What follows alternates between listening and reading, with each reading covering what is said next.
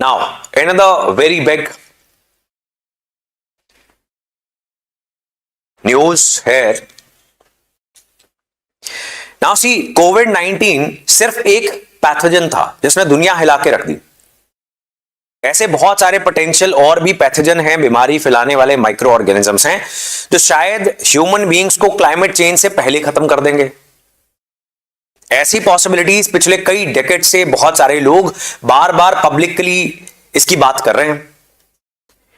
Now there are certain diseases जो बहुत popular हुए, जैसे Ebola virus. Have you heard about Ebola? Marburg virus, then here you can see all these, Crimean, Congo, hemorrhagic fever, Kyasanur forest disease, Nipah virus. इनमें से कुछ की outbreaks India में भी हुई तो हमें भी पता लगी, लेकिन कुछ की आउटब्रेक्स अफ्रीका के अंदर हुई, बहुत सारे लोग वहां मारे गए। पूरी दुनिया के अंदर जो फैला कोविड-19 वो एक था, but that is not the only one. तो क्या करना चाहिए? हमें तैयारी करनी चाहिए।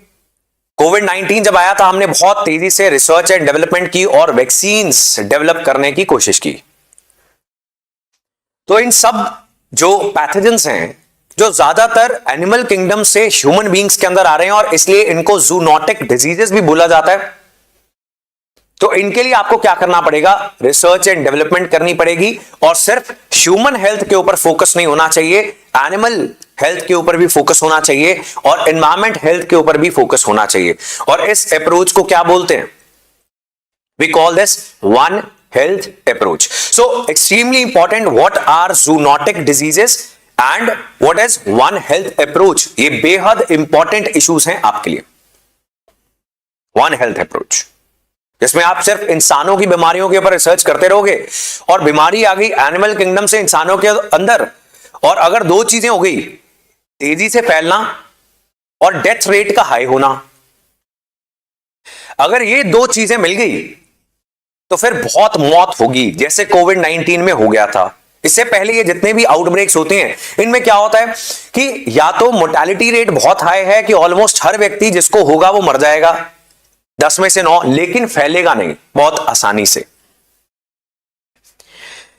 और कई बार क्या होता है कि फैलता आसानी से है लेकिन मेडिसिन भी कोई नहीं है, बट मोर्टेलिटी रेट जो है, डेथ रेट जो है वो थोड़ा कम है। अब एक तो ये कंसर्न हो गया, एक और कंसर्न क्या है? बायोलॉजिकल वॉरफेयर का, कि दुनिया में देश एक दूसरे को, अपने दुश्मनों को मारने के लिए, उनकी पॉपुलेशन का सफाया करने के लिए भी ऐसे पैथोजेंस को किसी देश में भेज सकते हैं, फैला सकते हैं। और इसीलिए जब कोविड-19 आया था, वुहान से स्टार्ट हुआ था, चाइना से, चाइना के ऊपर ऐसे इल्जाम लगने स्टार्ट हो गए थे।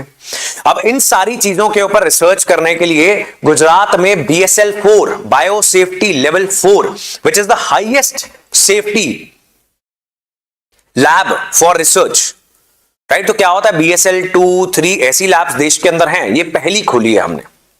आफ्टर कोविड-19 हमारी सरकारों को याद आया कि हमने इसमें भी काम करना है, तो बहुत सारी लैब्स का इंफ्रास्ट्रक्चर इंडिया के अंदर बनाने की कोशिश की जा रही है, जिनमें ये सारे पैथोजेंस जो हैं उनके ऊपर रिसर्च होगी, उनकी वैक्सीन्स बनाने की कोशिश की जाएगी। अगला आउटब्रेक जब भी होगा पैंडेमिक का, जो होगा उसको अवॉइड नहीं कर सकते क्योंकि हमने जंगल काट दिया और बहुत करीब आ गए हम वाइल्ड एनिमल्स के, तो उनकी बीमारियां हमारे अंदर आ गई। तो अब ये अवॉइड करना बहुत डिफिकल्ट है, एनिमल ह्यूमन इंटरेक्शन तो और बढ़ेगी। तो रिसर्च करना is the best safety that we have. Is this clear जी? क्या ये क्लियर है? So bio safety lab, this level 4 lab, ये कंटेनमेंट फैसिलिटी और लैब बनेगी गांधीनगर गुजरात के अंदर। एंड इसी के साथ इसमें एनिमल बायोसेफ्टी के ऊपर भी रिसर्च किया जाएगा, right? Again that also animal biosafety level 4 only, right? One health approach यहां पर चर्चा नहीं है, लेकिन ये जो एग्जांपल्स हैं, ये एबोला के, मारबर्ग के, क्रिमियन हेमरेजिक, नीपा, इन सब चीजों को आपने लिखना, राइट? एक मच्छरों से फैलने वाली बीमारी है, जो मच्छर डेंगू करता है वही जीका भी कर देता है। जीका अगर वो प्रेग्नेंट महिलाओं को हो जाए तो बच्चों के सर छोटे होते हैं और कई बार बच्चों की डेथ भी हो जाती है, राइट? तो वो मच्छरों से फैलने वाली बीमारी है। उसका भी आउटब्रेक बहुत बड़ा हो गया था साउथ अमेरिका के अंदर, ब्राजील के अंदर, राइट। सो फिर क्या करना पड़ेगा, अगर ऐसा कहीं भी दुनिया के हिस्से में हो जाए तो फिर लॉकडाउन, फिर कनेक्टिविटी बंद, फिर इकोनॉमी ठप, फिर गरीबी वापस।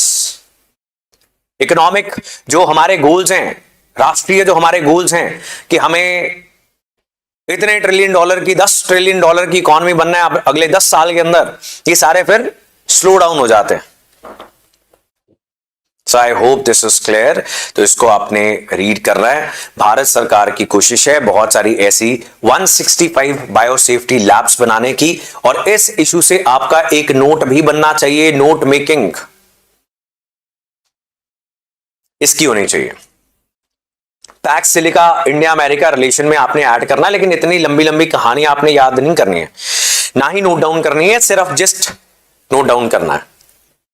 This is part of your health, right. तो अब आपका यह भी काम है कि आपने सिलेबस में ढूंढना है कि जीएस पेपर 1 में आपको हेल्थ शब्द दिखता है या जीएस पेपर 2 में दिखता है।